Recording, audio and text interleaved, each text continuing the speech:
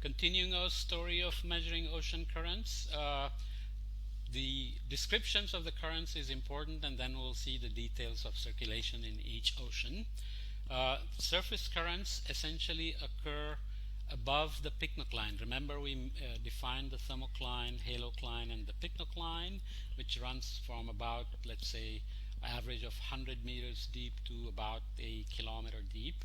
And the wind-driven forcing, because of the friction in the water, doesn't go very deep, except in some places where the water converges and manages to sink down and take the wind's momentum down to a kilometer or more. Otherwise, most of the wind-driven currents, which we will see have a specific terminology called Ekman currents, tend to be very close to the surface, which means they only affect about 10% of the ocean water on Earth. It's the friction between the wind and the ocean surface that's critical to transfer the momentum from the winds into the ocean. Friction is a very inefficient transfer process, right? It's going to waste a lot of the energy as heat, dissipation, and so on.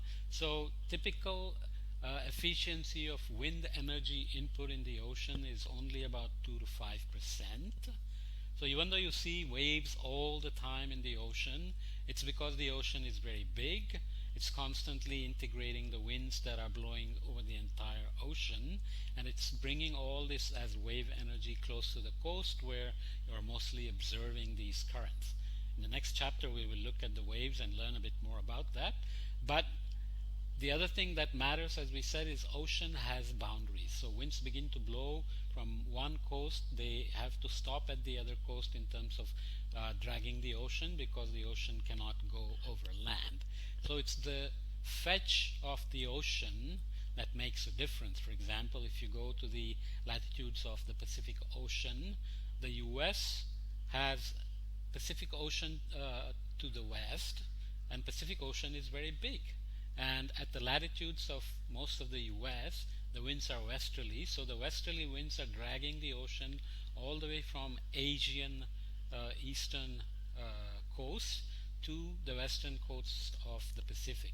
So a lot of energy is being taken up by the ocean, right?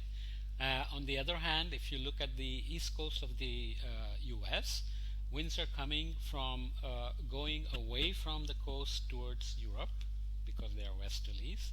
So where would you expect stronger waves?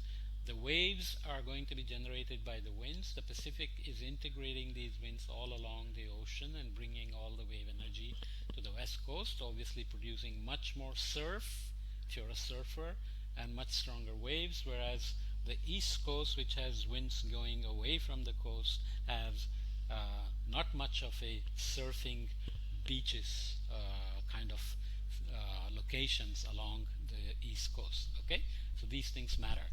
Now immediately you should remember we said Southern Ocean is like a channel, right? So there the winds can keep on churning the ocean, so much more energy can go into the ocean. What becomes limiting there? We will see that later on. So generally the ocean currents tend to follow Earth's wind belts, as we can expect, and Coriolis is still a very strong constraint, so currents are mostly still east to west, except at the boundary. When they go from one boundary to the other, one coast to the other, they have to decide which way to go.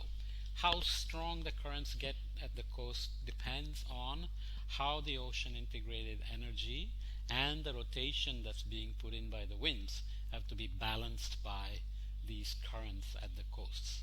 This is going to be one of the most important and interesting concepts you're going to learn in this chapter.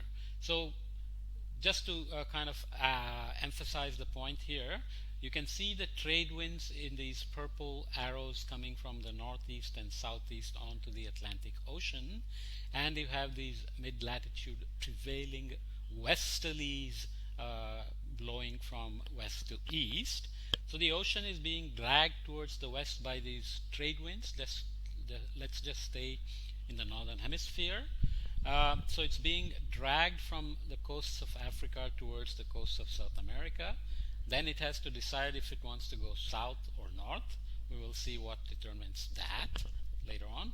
And the westerly winds are dragging the ocean from the coast of North America towards Europe and Africa, right? Obviously, you can see that there is a general clockwise sense of circulation in the winds, and the ocean currents shown in blue below are obviously also show this counterclockwise circulation. This is called a gyre. We'll learn more about the gyres. So the ocean currents are basically going to be generated by gravity.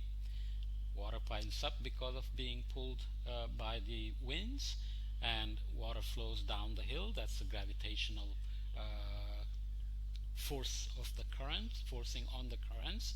Friction, obviously, friction between the wind and the surface matters to transfer momentum, and friction between the surface of the ocean and the water below, ocean below, always matters, also matters for transferring the momentum from the winds to the surface, from the surface to the interior ocean. Okay, and Coriolis effect, right? Anything that moves in the northern hemisphere at large scale is going to be tilted to the right by the Coriolis effect, right? So we will add these details and look at what determines the direction of the currents, what determines the strength of the boundary currents and their direction.